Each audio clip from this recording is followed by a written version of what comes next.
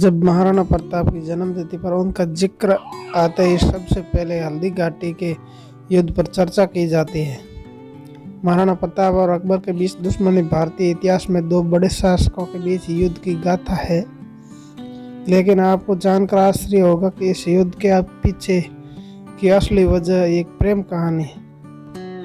आपको ये जानकर हैरानी होगी कि अकबर की आंखों में महाराणा प्रताप से भी पहले चित्तौड़ आंख में किरकिरी की तरह चुभ रहा था। मेवाड़ पर अधिकार से ज्यादा अकबर को महाराणा प्रताप के पिता उदय सिंह की यह बात बेहद अखरी थी कि उन्होंने माडू वर्तमान पश्चिमी मध्य प्रदेश का इलाका के सुल्तान बाज बहादुर को शरण दी थी।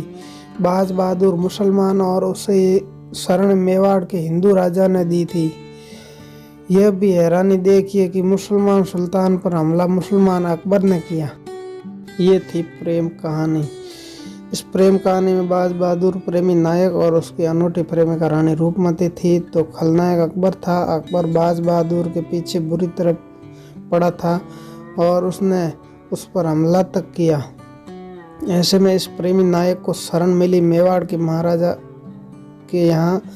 समय बदला, महाराणा बदले, लेकिन बाज बहादुर को शरण देने वाले मेवाड़ के महाराणाओं के प्रति बैर भाव अकबर कभी नहीं भूला। महाराणा प्रताप और अकबर की सेना के बीच लड़े गए हल्दी घाटी युद्ध के पीछे कहीं न कहीं इस प्रेम कहानी के बीच भी रहे हैं। सौंदर्य की सम्राज्ञी रूपमती। बाज बहादुर एक दिन माडू से शिकार के लिए भीड़ भरे रास्ते से जा रहा था। जब रास्ते में उसे एक युवती दिखी तो भेड़ बकरियां चरा रही थी। युवती के कंठ में सुंदर गीत फूट रहे थे।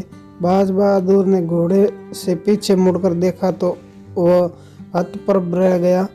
एक गडेरिया लड़की और ऐसा कमाल का कंठ, वह लड़की कंठ की नहीं सौंदर्य की भी सामग्री थी। बाज बहादुर शिकार भूल गया और खुद ही शिकार हो गया। उसे वहीं युवती के सामने प्रस्ताव रखा कि वह उसके साथ राजधानी के महलों में चले। युवती भी कम नहीं थी, निर्भीकता से बोली, मैं ठहरती हूँ नर्मदा की नूर, तेरे महलों में इससे सुंदर तो कुछ हो न सकता। प्रेमातुर सुल्तान ने प्रस्ताव किया, महल ही नर्मदा के किनारे बनवा दूंगा। यह लड़की कोई और नहीं, वही रानी रूपमती थी जिसके किस्से कहानियां हम सुनते, पढ़ते और देखते आए। इस पर फिल्में बन चुकी हैं, नाटक लिखे जा चुके हैं और देश विदेश में इसकी गाथाएं 500 सालों से सुनी जा रही है। न धर्म बदला और न संस्कार। बाज बहादुर का चरित्र देखिए कि उसने रानी रूपमती का न धर्म बदला और न ही संस्कार, न वेशभूषा और न भाषा। शादी की तो इस्लामिक विधि से और हिंदी रीति रिवाज का भी पालन किया। बाज बहादुर ने उस युग में अकबर के समय में, अकबर से पहले और अकबर से बड़ी लाइन में धार्मिक सही गुणता की ऐसी खींची कि अकबर यह सुनकर हक्का बक्का गया। अकबर ने 2 सेनापतियों के साथ सेना रवाना की और बाज बहादुर को हरा दिया। मालवा के शासक बाज बहादुर की इस बहादुर पत्नी रानी रूपमती को जब अपने पति और सेना के पराजय की खबर मिली तो उसने अकबर के सेनापतियों के हाथ पड़ने से पहले विष खाकर अपने प्राण त्याग दिए। इसके साथ ही गीत, संगीत, सौंदर्य, कविता, प्रेम, रति, युद्ध, शिकार और साहस से सराबोर एक अनूठी कहानी का अंत हो गया। अकबर के सेनापतियों ने बाज बहादुर को सारंगपुर में 29 मार्च 1561 को हराया तो वह जान बचाकर भाग निकला। पहले सतपुड़ा के आसपास छुपा, फिर बरजानूर और बेरड में आकर रहने लगा। उसे एक शासक के तौर पर शरण महाराणा उदय सिंह ने दी। बाज बहादुर को समस्त सुविधाएं दी और उसने पूरी तैयारी की। महाराणा के सहयोग से बाज बहादुर एक बार फिर से पराजय से उठ खड़ा हुआ और उसने अकबर से माडू को छीन लिया।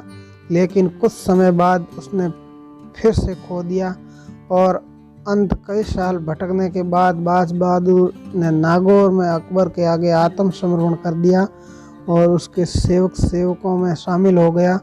लेकिन अकबर मेवाड़ के इस व्यवहार को भूल नहीं सका।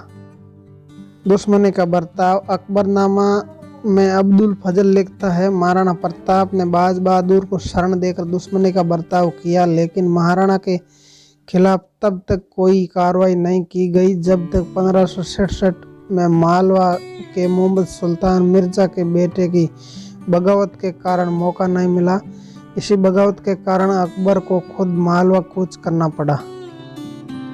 अबुल फजल लिखता है, बादशाह का खेमा मालवा की मुहिम के लिए बंदोबस्त करने की खातिर गागरोन के पास गड़ा हुआ था।